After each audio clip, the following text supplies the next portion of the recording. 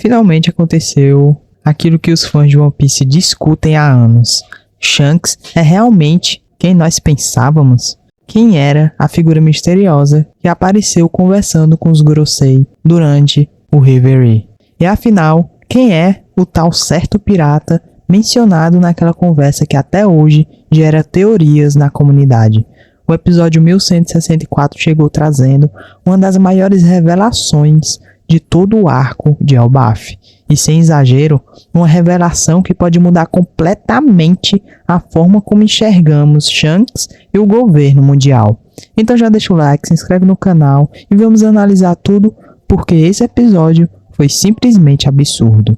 O episódio começa de forma emocionante. Luffy agradece Sal por ter protegido Robin durante todos esses anos. E claro que o nosso capitão fez isso do jeito mais Luffy possível, arrancando risadas de todo mundo. Sal, por sua vez, demonstra enorme respeito pelos Chapéus de Palha. Ele agradece por ter cuidado da Robin e isso acaba emocionando toda a tripulação. Mais uma vez, vemos o quanto Robin encontrou uma verdadeira família. Mas a grande surpresa surge quando Lilith pede para Jinbe trazer uma das cápsulas recuperadas de Egghead. E aí vem a revelação. Dentro daquela cápsula existe um clone completo de Vegapunk Stella.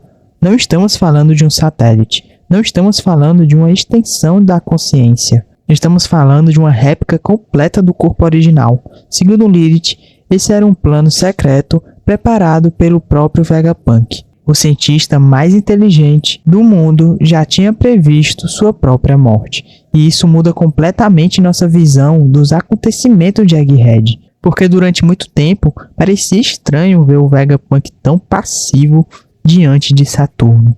Parecia estranho vê-lo aceitar a própria morte. Mas agora entendemos. Ele já tinha um plano reserva. Ele já sabia exatamente o que aconteceria. Enquanto York acreditava ter vencido, na prática, ela apenas atrasou os planos de Vegapunk. Os satélites sobreviveram.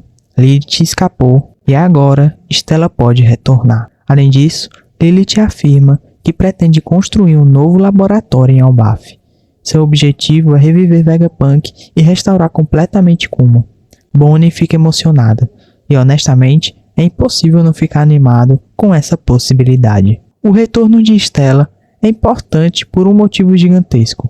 O sonho dele não acabou. Vegapunk sempre sonhou em fornecer energia gratuita para o mundo, tecnologias avançadas, máquinas que eliminariam a fome, conforto para todas as pessoas. Mas, para isso, ele precisava entender a misteriosa fonte de energia ligada ao século perdido.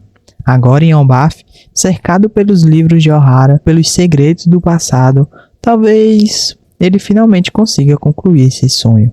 E isso torna Egghead ainda mais interessante em retrospecto. Vegapunk nunca perdeu, ele apenas mudou de tabuleiro. Enquanto isso, os gigantes mostram a escola da Morsa para os Chapéus de Palha. E aqui, Oda quebra completamente nossas expectativas. Durante décadas, ouvimos falar de Elbaf como a terra dos guerreiros mais poderosos do mundo, mas a realidade atual é muito diferente. As crianças não sonham em se tornar guerreiros, não sonham em navegar pelos mares, não sonham em derrotar inimigos. Elas estudam, aprendem, vivem em paz. E tudo isso aconteceu graças ao rei Harald. Harald desejava transformar Elbaf em uma nação baseada no comércio, na diplomacia e no conhecimento. Uma mudança radical para uma cultura construída ao redor da guerra. E agora entendemos por que os anciãos de Elbaf não concordavam com ele. Harald estava tentando mudar séculos de tradição. Mas existe uma ironia muito interessante aqui. O Usopp passou anos sonhando com os guerreiros de Elbaf. E quando finalmente chega na ilha, descobre que eles praticamente deixaram de existir. Talvez seja justamente o Usopp quem inspire essa nova geração a recuperar o espírito guerreiro. Não por violência, mas por coragem. E isso seria uma conclusão perfeita para o sonho do personagem. Chegamos então ao momento mais emocionante do episódio. Robin finalmente visita a Biblioteca Coruja. Antes de entrar, Sal explica tudo o que aconteceu após a destruição de Ohara. Como os livros foram salvos, como o conhecimento sobreviveu, como a história não foi apagada. E quando Robin entra na biblioteca, ela vê milhares de livros gigantes ocupando todo o local. Todo o conhecimento de O'Hara está vivo. Tudo aquilo que Clover e os estudiosos dedicaram suas vidas para preservar continua existindo. A reação da Robin é simplesmente perfeita. Ela chora, sorri e finalmente encontra a resposta para décadas de sofrimento.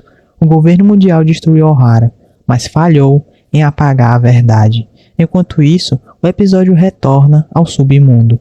Locke continua conversando com a misteriosa moça através de um Dedemush. E aqui, Oda continua brincando com os fãs. A voz permanece impossível de identificar. A identidade segue escondida, mas algumas pistas começam a surgir. A moça revela ter passado por uma experiência extremamente traumática. Locke imediatamente demonstra preocupação. E mais do que isso, ele demonstra raiva, dizendo que teria eliminado os responsáveis se estivesse presente. É justamente nesse momento que fica ainda mais difícil acreditar que Locke seja o verdadeiro vilão do arco. Por trás das palavras agressivas existe alguém genuinamente bondoso. Alguém que se importa com os outros. Alguém que provavelmente foi julgado de forma errada durante anos. E isso reforça ainda mais a decisão de Luffy de ajudá-lo. Luffy quase sempre percebe a verdadeira natureza das pessoas. E ele claramente enxergou algo bom em Locke. Mas então chegamos ao final. E que final! Enquanto Dory, Brog e os gigantes comemoram tranquilamente na vila, um enorme raio negro corta o céu de Elbaf. A energia explode sobre o castelo e um círculo mágico surge dentro da sala do trono.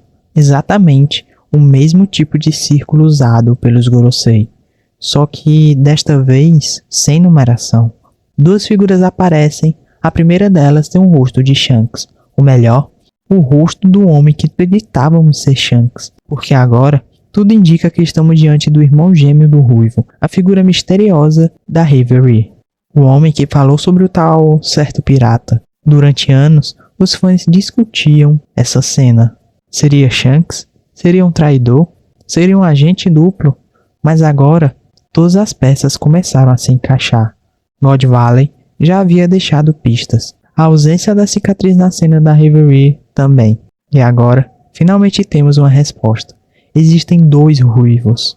Dois homens com o mesmo rosto. Dois indivíduos seguindo caminhos completamente diferentes. E ao lado dele, surge uma segunda figura. Uma mulher misteriosa com o rosto coberto por bandejas. Provavelmente, uma integrante dos Cavaleiros Divinos.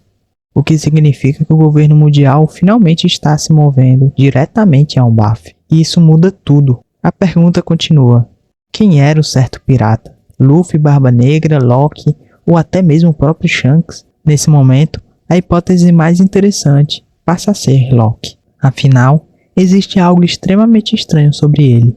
Sua recompensa especial, o interesse do governo mundial e o fato de que ele parece estar conectado diretamente aos acontecimentos envolvendo Aurad. Talvez os Cavaleiros Divinos tenham vindo justamente para encontrá-lo. Talvez Locke seja mais importante para os planos do governo mundial do que imaginávamos.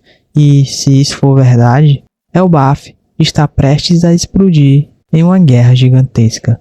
Agora eu quero saber a opinião de vocês. Quem vocês acham que era o certo pirata?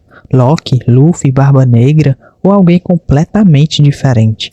Escrevam aqui nos comentários. Se gostaram do vídeo, deixem um like, se inscreve no canal e ativem o sininho para não perderem as notificações. Eu vou ficando por aqui. Até a próxima. Valeu!